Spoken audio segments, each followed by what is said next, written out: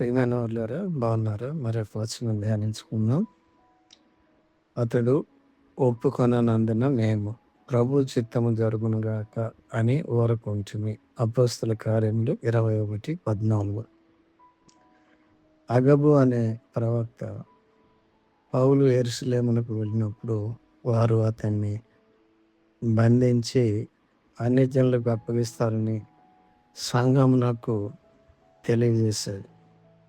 అన్నిటికంటే ముందుగా రాజుల ఎదుట సాక్ష్యం ఇవ్వడమే పౌలు యొక్క పిలుపు. అగబు చెప్పేదంతా జరిగితే తప్ప పౌలు తన పిలుపును సంపూర్తి చేయలేడు. ప్రభు అననీయతో చెప్పినట్లుగా పౌలు తన పిలుపు మరియు ఉద్దేశమును బాగుగా ఎరిగి ఉన్నాడు.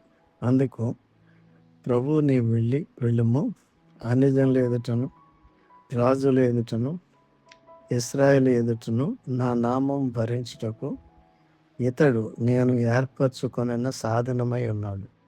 ఇతడు నా నామము కొరకు ఎన్ని శ్రమలను అనుభవించవలెనో నేను ఇతనికి చూపుదనని అతనితో చెప్పాను. అపోస్తల కార్యములు 9:15-16.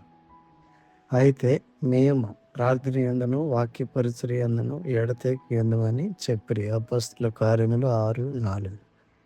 మన పిలుపుకు తగిన మూల్యము చెల్లించకుండా మనము వేరుగా ఉండకూడదు. ప్రభు అందరిని దీవించి మన పిలుపు ప్రత్యక్షతలో మనం అందరము నిలిచి ఉందుముగాక. ఆమేన్.